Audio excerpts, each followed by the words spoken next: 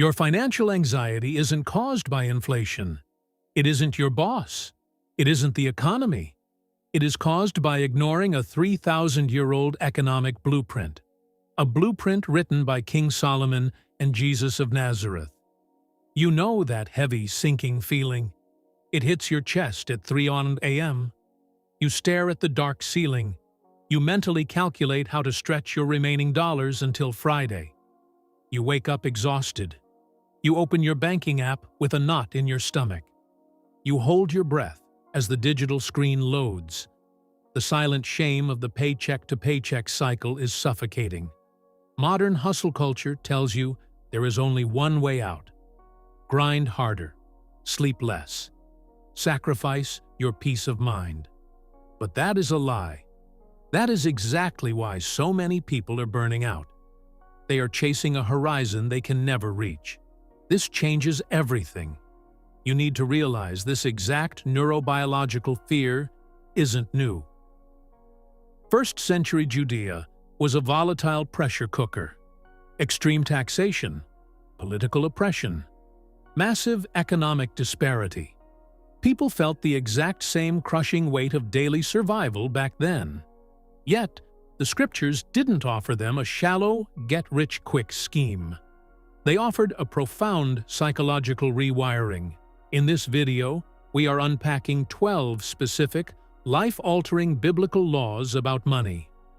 These laws will completely reconstruct your financial psychology. We are going to dismantle the toxic lies of the modern economy. We will replace them with ancient, proven wisdom. Tell me honestly in the comments, right now, do you feel like you are working harder than ever, but somehow getting poorer? You are not alone. It is a symptom of a much larger systemic illness. Jesus gave one specific warning about money. 99% of modern Christians completely misunderstand it, and it's the exact reason most stay perpetually broke. But to understand the cure, we first have to identify the parasite. And it's not what you think it is. Part 2. The parasite in your wallet. We've been lied to about what actually keeps us poor. The pursuit of a luxury lifestyle is a psychological trap. It is designed to drain you. Society sells us a carefully curated illusion of success. We are aggressively programmed. We believe the next corporate promotion will save us. The bigger house. The brand new car. We think these things will finally bring us peace. But there is a massive catch. The Apostle Paul wrote to his young protege in the book of 1 Timothy. He dropped a truth bomb. Modern consumer culture desperately tries to ignore it. People often misquote him. They confidently claim that money is the root of all evil. That is completely false. Money is just a neutral tool. It is like a hammer or a surgeon's scalpel. The actual biblical quote is different. It says the love of money is a root of all kinds of evil. In the original Greek text, this specific word is philargyria. This isn't just a casual preference for wealth. It is a highly destructive neurochemical parasite. It is an obsessive, consuming idolatry. It literally hijacks your brain's reward system. You buy the luxury car. You feel the intense dopamine high. You grip the leather steering wheel for the first time. But what happens 3 days later? The thrill completely evaporates. The void returns. It demands a newer, more expensive hit just to feel anything at all. That is why the relentless pursuit of material upgrades leaves you entirely hollow. This changes how we view our daily expenses. What if your rewards are actually your chains? What if the things you buy to feel successful keep you bound to a job you despise? Think about one thing you bought recently. You were convinced it would bring you happiness. Instead, it only brought anxiety, maintenance fees, and stress. Confess it in the comments below. Let's break that financial shame together. Once you stop loving money, you usually start hoarding it out of fear. But as Jesus warned, building a financial fortress might be the most dangerous mistake of all. Part 3. The tragedy of the rich fool. Hoarding cash won't stop a heart attack. It won't prevent a car crash. It won't delay the sudden end of your timeline. We build towering, invisible walls of wealth. Why? Because we are deeply terrified of the unknown future. We obsess over compound interest. We refresh our investment apps endlessly. We stockpile resources. We act as if having enough zeros in a bank account can bribe reality into leaving our families alone. But there is a fatal flaw in this defensive strategy. In the Gospel of Luke, chapter 12, Jesus tells a deeply unsettling story, the parable of the rich fool. He describes a wealthy landowner. The man's fields produce an overwhelming, massive crop. His immediate reaction isn't gratitude toward God. It isn't generosity toward his community. Instead, he decides to tear down his existing barns. He wants to build vastly bigger ones. In 1st century Judea, grain was literal currency. Today, building bigger barns looks different. It means maxing out multiple crypto wallets, hoarding rental properties, piling up offshore accounts just to feel secure. The man sits back. He is completely satisfied with his portfolio. He whispers to his soul to relax, eat, drink, and be merry. But then, the unthinkable occurs. God calls him a fool. He warns the man that his very life will be demanded from him that exact night. Consider the profound, silent tragedy of the empty chair at the dining table the next morning. Imagine the unspent bank accounts, the useless passwords, the carefully constructed glass floor of financial security instantly shattering into a million pieces. That is why hoarding out of pure self-preservation is an illusion. It is a fake sense of control. You might have enough liquid assets to live comfortably for decades. You have enough to live on. But do you have enough to die on? So, if we aren't supposed to love money, and we aren't supposed to hoard it, what exactly does God expect us to do with it? The answer is terrifying to most. Part 4. The Divine Investor. God is an investor. He does not tolerate stagnant assets. Most people think of the Creator as a passive observer, someone just hoping we behave. But the biblical reality is much sharper. It is far more demanding. Read the parable of the talents in Matthew chapter 25. You will uncover a terrifyingly practical economic framework. Jesus describes a master. He distributes his immense wealth to his servants before a long journey. But here is a critical historical nuance. It completely changes how we read this text. A talent in 1st century Judea wasn't a shiny little coin. You couldn't slip it into your pocket. It was a staggering unit of weight.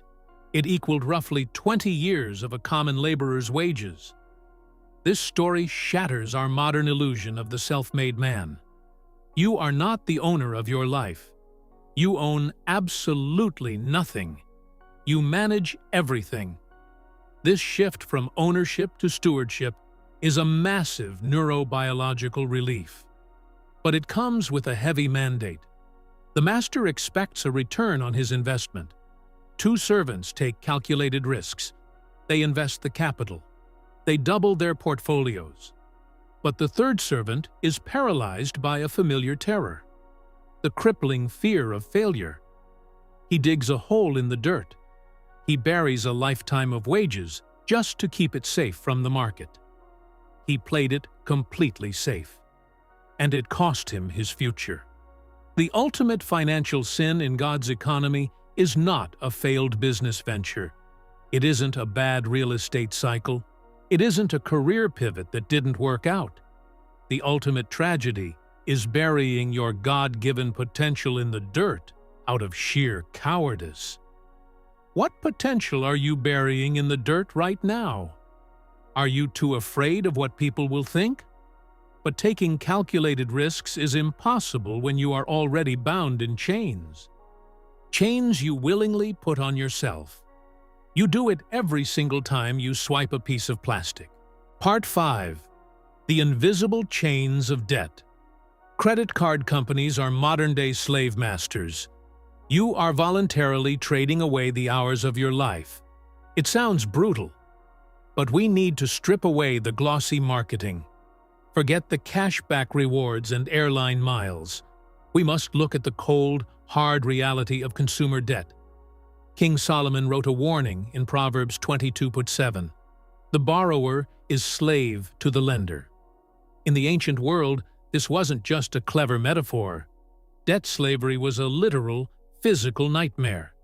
Men and women legally sold their own families to pay off creditors. Today, the chains are entirely invisible.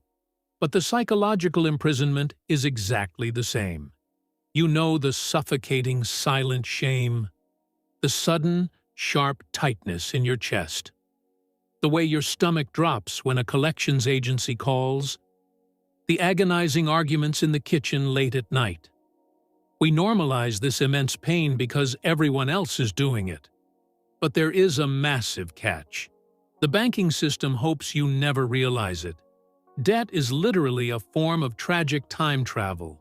You are legally stealing peace from your future self. You do it just to finance a fleeting distraction today. You don't buy things with money. You buy them with the unrecoverable hours of your life. Every single swipe of that plastic card binds your future calendar. It forces you to wake up and work a job you hate, just to pay off a dinner you barely remember, or clothes that are already completely out of style. This changes how you view that minimum payment. Look at your phone right now. How many hours of your irreplaceable life did you trade to hold that? Was it worth the slavery? Let me know below. Breaking these chains requires a weapon that makes absolutely no logical sense to a modern economist. Part 6. The mathematics of sacrifice. The only mathematically proven way to break the grip of greed is to give your money away, especially when it hurts. Walk into a modern financial advisor's office. Tell them your primary strategy for wealth building. Tell them it begins with permanently giving away 10% of your income. They will look at you like you lost your mind. It completely violates earthly mathematics and compound interest. But the kingdom of God operates on a totally inverted economic scale. In Mark chapter 12, Jesus sits opposite the temple treasury. He watches the crowds deposit their money. The wealthy Pharisees stride up. They make a massive, theatrical display of dropping heavy bags of gold. Then, a destitute widow quietly approaches. She drops in 2 tiny copper coins, a fraction of a penny. Jesus completely ignores the billionaire's gold. Instead, he points directly to the widow. He declares she gave more than all of them combined. Why? Because the divine economy doesn't measure the size of the gift. It measures the fractional sacrifice. She gave everything she had to live on. That is the profound paradox of the open hand. A tightly closed fist might never lose a single penny, but it is also completely incapable of receiving anything new. When you clutch your resources in terror, they choke the life right out of you. Generosity is not a divine tax to fund church buildings. It is a biological detox for your soul. It forces your anxious brain to recognize the truth. God, not your bank account, is your ultimate provider. Does your giving actually change your lifestyle? Or is it just a comfortable tip to the Creator? But don't mistake generosity for vulnerability, because the world is full of traps. Traps designed specifically for people desperate for a quick way out. Part 7. The Lottery Curse and Slow Wealth. If you are chasing crypto pumps or lottery tickets, you are begging for a curse. The human brain is notoriously terrible at handling unearned abundance. When you bypass the agonizing, slow struggle of building wealth, you bypass psychological maturity. You never learn how to actually manage it. That is why the lottery curse is a documented tragedy. People win $50 million on a Tuesday. By a rainy Friday 3 years later, they are entirely bankrupt. They are divorced and deeply depressed. They acquired the massive treasure without ever acquiring the character of a treasurer. King Solomon observed this fatal human flaw thousands of years ago. Proverbs 13:11 explicitly warns us, "Wealth gained hastily will dwindle, but whoever gathers little by little will increase it." This changes everything about how we view the daily grind. Society intensely conditions us to see honest, slow work as a punishment. We see it as an annoying obstacle standing between us and our dream life. But there is a profound, beautiful nuance here. God often deliberately delays sudden financial windfalls. Why? Because He loves you entirely too much. He won't hand you a loaded weapon you don't know how to hold. Building wealth slowly, dollar by dollar, is a divine mechanism. It is for your personal transformation. The strict discipline of saving, the quiet humility of budgeting, the sharp sting of saying no to an impulse purchase. These are the neurobiological weights that build your emotional resilience. The dopamine crash of a financial scam leaves you totally hollow. But the compounding peace of integrity creates a rock-solid foundation. It cannot be shaken by any market crash. If God gave you $1 million tomorrow, would it be a blessing or a curse? The desperation for sudden wealth usually comes from a toxic poison. A poison fed to us every single day through glowing screens. Part 8. The Fortress of Contentment. Social media algorithms are literally engineered to make you feel impoverished, even when you are incredibly blessed. You lie in bed at night. The harsh blue light of your phone illuminates your face. You scroll infinitely through TikTok or Instagram. You see the pristine vacations in Dubai, the spotless designer kitchens, the couples with seemingly unlimited disposable income. Suddenly, the perfectly good life you built feels like absolute garbage. The reliable car in your driveway, the safe roof over your head, the food in your fridge, none of it feels like enough. This is not an accident. The entire advertising industry is a psychological warfare campaign. It is designed to manufacture artificial discontent in your soul. If you are content, they cannot sell you the cure. But there is a historical counterattack that breaks their code. The Apostle Paul wrote one of the most famous verses in the Bible. Philippians 4:13. "I can do all things through Christ who strengthens me." Modern culture slaps this verse on sports drinks and gym walls.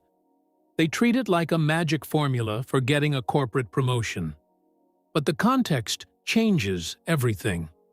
Paul wrote those words locked away in a damp, miserable, rat-infested Roman prison. He was facing potential execution. He was stripped of all earthly comforts and financial security. In the preceding verses, he declares a powerful truth. "I have learned to be content, whatever the circumstances." He didn't say contentment came naturally. He said it was a learned skill. Biblical contentment is not passive laziness. It is a fiercely guarded psychological fortress.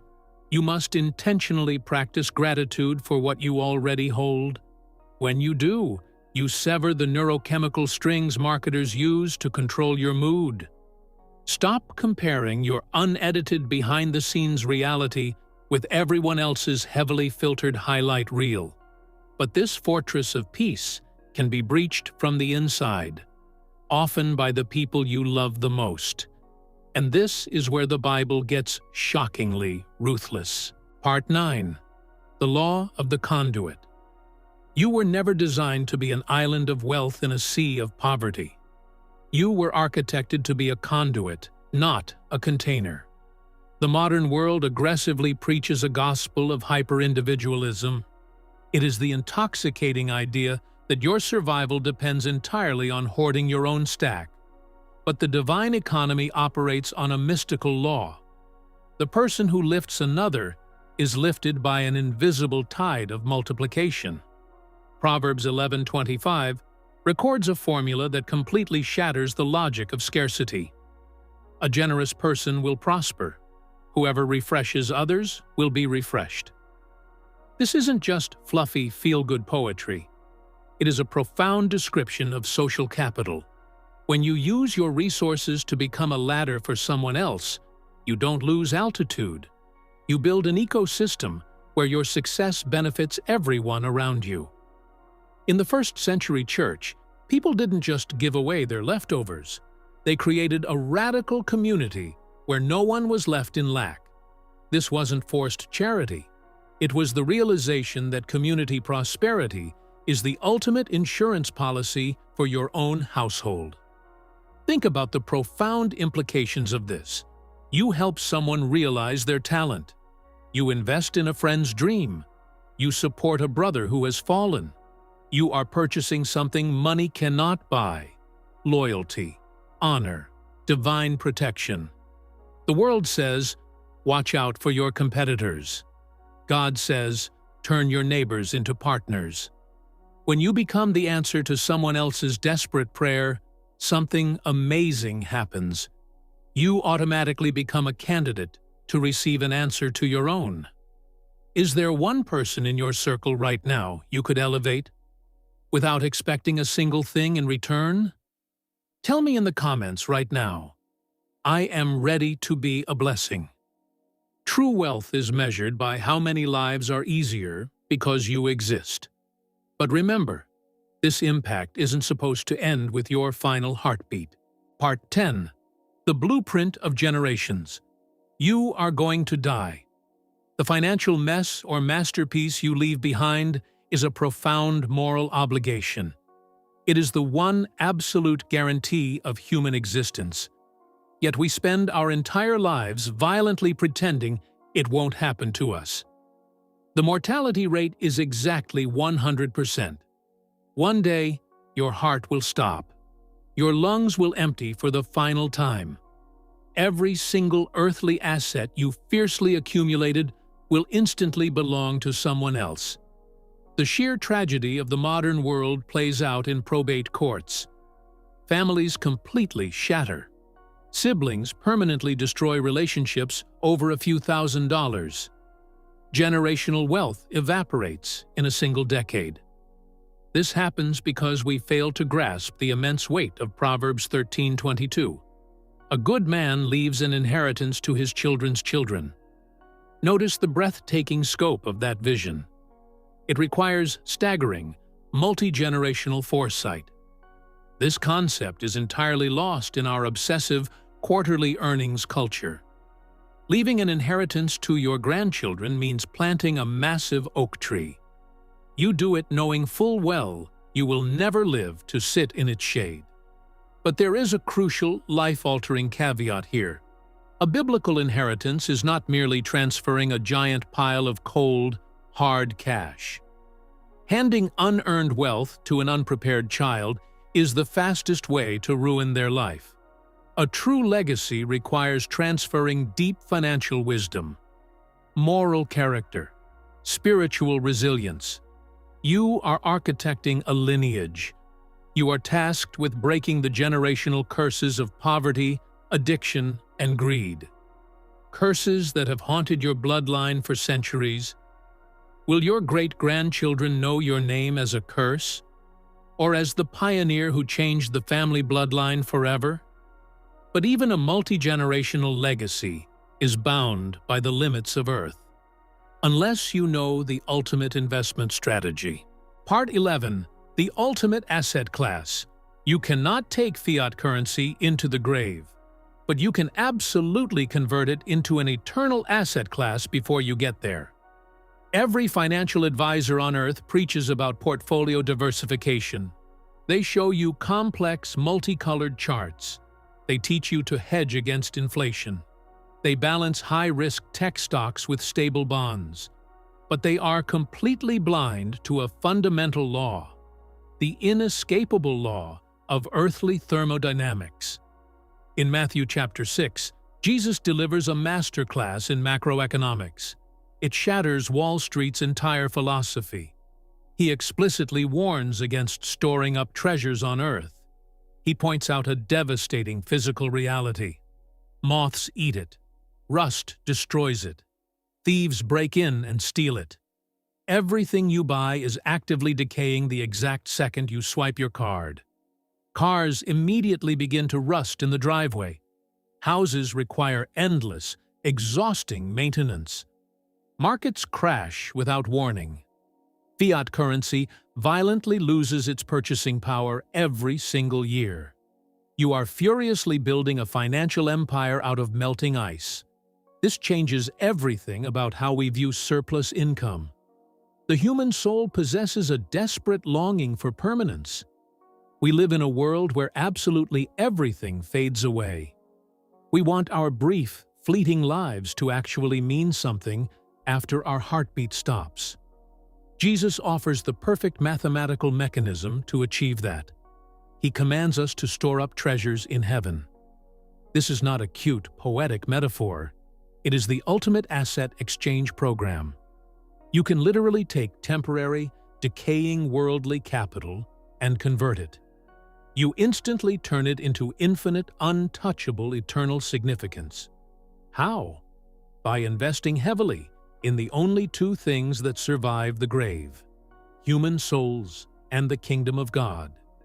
When you fund a ministry, feed a starving child, or spread the gospel, you make a permanent transfer. You move your funds out of a collapsing earthly bank. You deposit them into an impenetrable divine vault. You are hedging against the ultimate inflation of death itself. Are you sending your treasure ahead of you? Or are you leaving it all behind for strangers to fight over? This brings us to the final, unavoidable collision. The ultimate crossroads, where every single one of us must make a choice. Part 12. The final choice: God or Mammon? There is no middle ground, no compromise, no dual citizenship. You will either serve God or you will serve Mammon.